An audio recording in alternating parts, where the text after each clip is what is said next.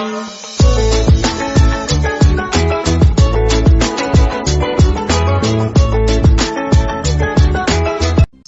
The lord.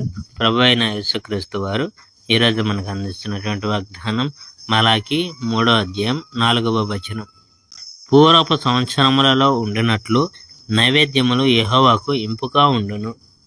చూడండి, నేను నా సందేశకుని పంపిస్తున్నాను. అతడు నా కోసం మార్గం సిద్ధం చేస్తాడు.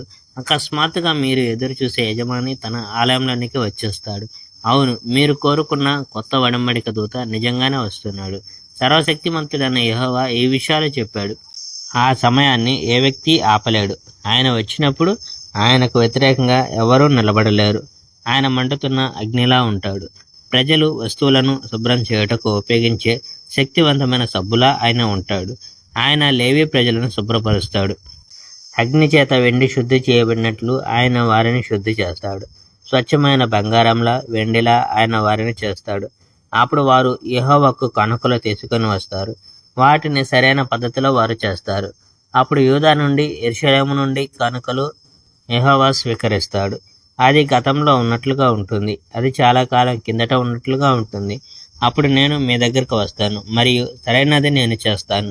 ప్రజలు చేసిన చెడు కార్యాలను గురించి న్యాయమూర్తితో చెప్పడానికి సిద్ధంగా ఉన్న మనిషిలా నేను ఉంటాను. కొంతమంది మాయామంత్రాలు చేస్తారు. కొంతమంది వ్యభిచార పాపాలు చేస్తారు.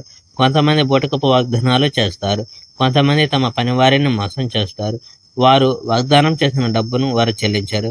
విధవలకు, అనాథ బాలబాలికలకు ప్రజలు సహాయం చేయరు. విదేశీయులకు ప్రజలు సహాయం చేయరు. ప్రజలు నన్ను గౌరవించరు. సర్వశక్తిమంతుడైన యెహోవా ఈ విషయాలు చెప్పాడు. Praise the Lord. May God bless our India.